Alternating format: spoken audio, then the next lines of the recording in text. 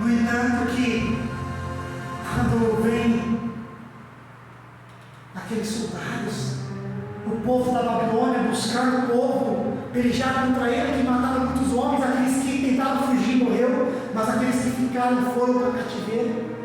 O rei que tentou fugir, que foi levado prisioneiro e morreu. Jeremias foi cuidado pelo próprio rei da Babilônia. O próprio inimigo do povo de Israel ainda cuidou do profeta de Deus, porque era a palavra de Deus se cumprindo, dizendo: eu vou cuidar de você. Mas sabe o que Jesus disse?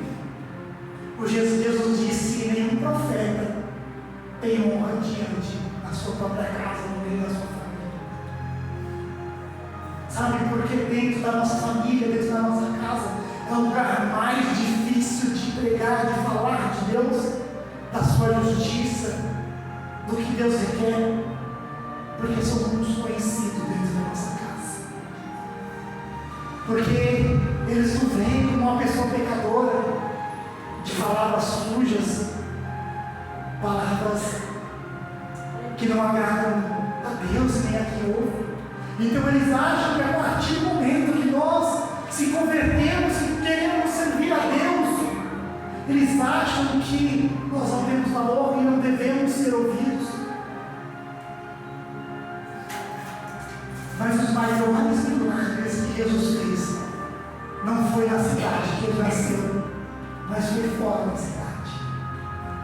Quando Deus cumpriu uma profecia que não tinha água, que não caía chuva, Deus enviou Elias não naquela cidade, a cidade onde ele nasceu, mas senão a viúva de Serepta. Naamã não fazia parte do povo escolhido de Deus. Aquela mulher do poço não fazia parte do povo de Deus. Mas sabe qual é a melhor parte disso tudo? É que Deus chama aqueles que ainda não conhecem, aqueles que ainda não se converteram, aqueles que já têm semente plantada, mas não se converteram.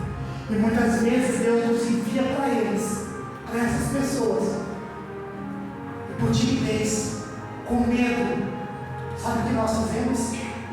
Nós deixamos de falar alguma coisa, ou o que Deus manda falar. Quando a espada de Deus desce sobre a casa de Eli, que os filhos dele morrem, que ele ouve que a arca da aliança foi roubada pelos filisteus, Eli estava sentado numa cadeira de sua varanda, ele cai para trás e morre. E aí ele começa o verdadeiro ministério de Samuel. Quando Deus fala para Abraão, sai do meio da tua parentela e vai para uma terra que eu vou te mostrar. Abraão não pensou duas vezes. Sabe por quê? Porque a obra que Deus queria fazer no meio, ou na vida de Abraão, não estava no meio da casa dele. Eu não estou falando para você abandonar seu pai, abandonar sua mãe, abandonar seus filhos. Mas eu estou falando para você ouvir mais atentamente a voz de Deus, enquanto Deus diz: olha, é tempo de sair da casa da sua mãe, é tempo de deixar a casa do seu pai, é tempo de pegar e deixar aquela pessoa que conhece a palavra de Deus, ela se virar um pouco, porque já conhece, já é vivido, e eu quero fazer algo diferente na sua vida. Às vezes o que impede a obra total de Deus na nossa vida é porque nós se apegamos a lugares, a familiares, a pessoas, porque nós temos medo de que as pessoas dizem: ah, passou a ser cristão, não está vindo para a minha casa, passou a ser cristão, não vem mais almoçar aqui, passou a ser cristão, não quer mais participar da festa aqui. Mas sabe por quê? É porque Deus quer mostrar nada diferente. E muitas vezes tem festa em casa de familiares que Deus não está nisso. Mas é familiar, é mãe, é irmão. Às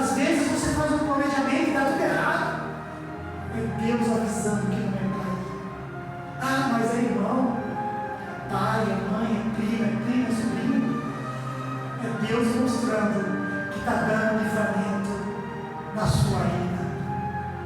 Porque não é porque é familiar que Deus está no meio. Todo mundo diz, Senhor, Senhor, mas o Senhor diz o que Jesus disse? Que nem todos que dizem Senhor e Senhor são aqueles que estão realmente no nome do Senhor. Muitos se dizem de Deus, mas são poucos que realmente são de Deus. Muitos serão chamados, mas poucos são escolhidos. Porque quando Deus começa a fazer a separação entre o joio e o trigo, muitos começam a correr. Quando você começa a participar dos cultos, a vir para a igreja, a dizer eu quero um compromisso com Deus, alguns familiares, alguns amigos vão se afastar. Os que não se afastarem vão tentar te puxar novamente para o mundo antigo que você estava, para aquela vida torta. E talvez seja a última vez que você vai para aquele lugar, sabe por quê?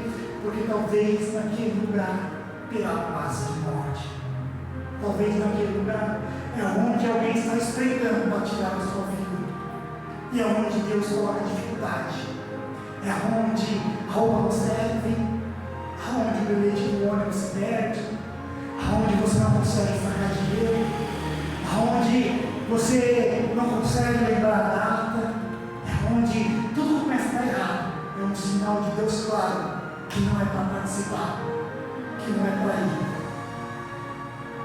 Samuel foi chamado e nenhuma palavra da boca de Samuel deixou de ser cumprida. Jeremias foi chamado e nenhuma palavra deixou de ser cumprida. Moisés foi chamado e nenhuma palavra deixou de ser cumprida. Então, se Deus te chamou, se Deus te escolheu, não tenha medo.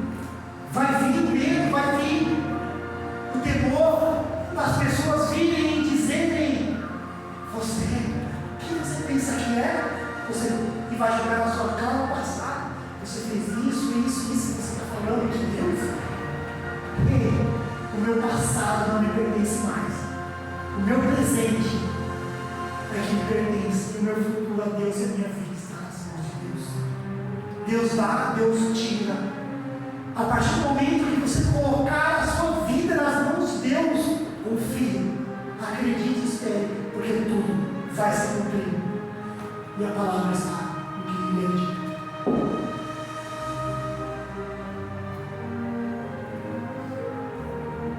Amém, meu amado.